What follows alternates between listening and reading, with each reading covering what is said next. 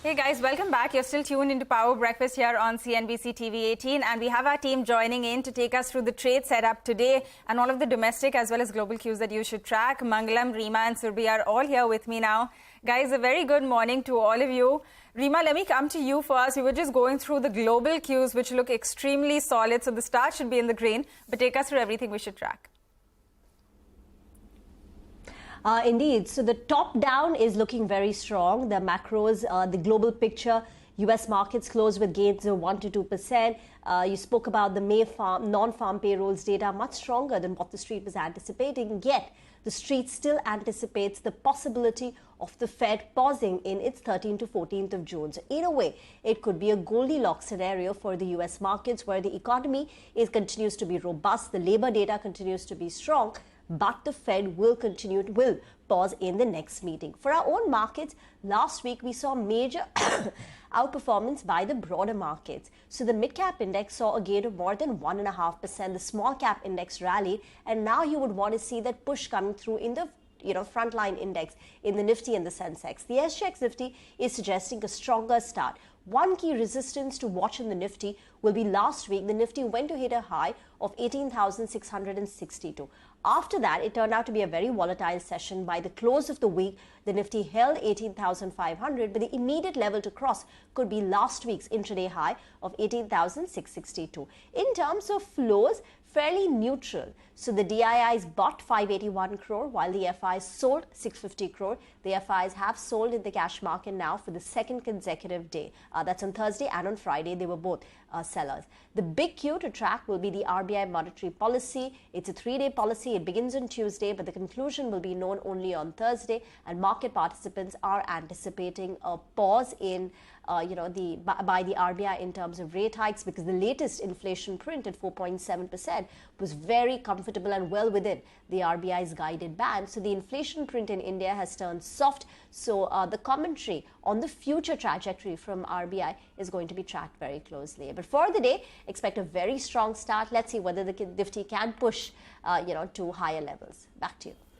All right, Reema, thanks a lot for laying out all of those cues for us. Let's also talk about the individual stocks that we should track in today's trading session. Surbi is here with that list. Surbi, the earnings season is up, but a lot of action to catch us up on. Yeah, there are a few stocks on my radar. Let's start with Hero Motor. The company launches a new 100cc motorcycle. Next is SBI Life. The company has been identified by the IRDAI to acquire the life insurance business of Sahara India Life Insurance. Zydus Life, the US FDA issues 0 observations to the company's animal health drug manufacturing facility at Ahmedabad. Ipca Labs, the income tax department carried out surveys at company's offices in Mumbai and the manufacturing plant in Sikkim. And lastly, Minda Corp, where the board approves a fundraise to the tune of 600 crores. Right, Surbi, thanks a lot for taking us through that entire set of stocks. We are going to watch for these in today's trading session. Finally, let me bring Mangalam in to take us through all of the cues from the futures and options space. Mangalam, what are you looking at this morning? Well, before we look at the futures and options space, Reema did speak about the strength that came in the global markets. What really stood out for me was the Russell 2000 moving about 3.5% and crossing the 200-day moving average, telling you that the breadth of the US market is expanding as well. Up until now, it was only a few stocks that were taking the US indices higher. And apart from that, Brent is, higher. It spiked around $77 per barrel. So that's something we'll have to watch out for. And in line with it, the FIIs have sold for the second consecutive session. So 659 crores is what they sold on Friday. The Nifty has been moving in this 18,400 to 18,700 sort of range. So important to track the SGX Nifty is gap up and not to chase that, because the gap up indicates that the start would be at the higher end of the range itself. And in light of that, the FIs bought around 476 crores in index futures. The longs have now inched mildly higher from 46% to around 48 odd percent. But in index options, they want to play it via calls as against index futures, because at higher levels, it gets a little risky to buy futures. So they bought nearly 3 lakh calls for about 2 lakh puts that they bought.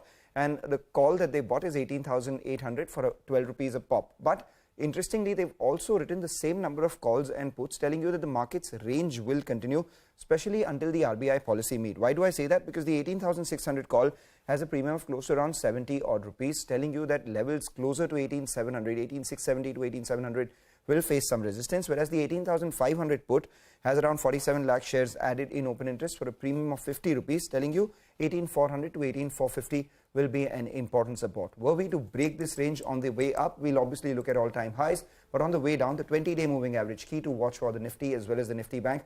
For the Nifty, it's 18,360. For the Nifty Bank, 43,815. So those are a bunch of levels that we'll be watching out for. All right, Mangalam, thanks a lot for taking us through all of those cues from the futures and options space as well. But with that, it is time for another break on the show. When we come back, we're going to track all of the cues from the commodity markets, the rally in crude prices, so stay tuned for that.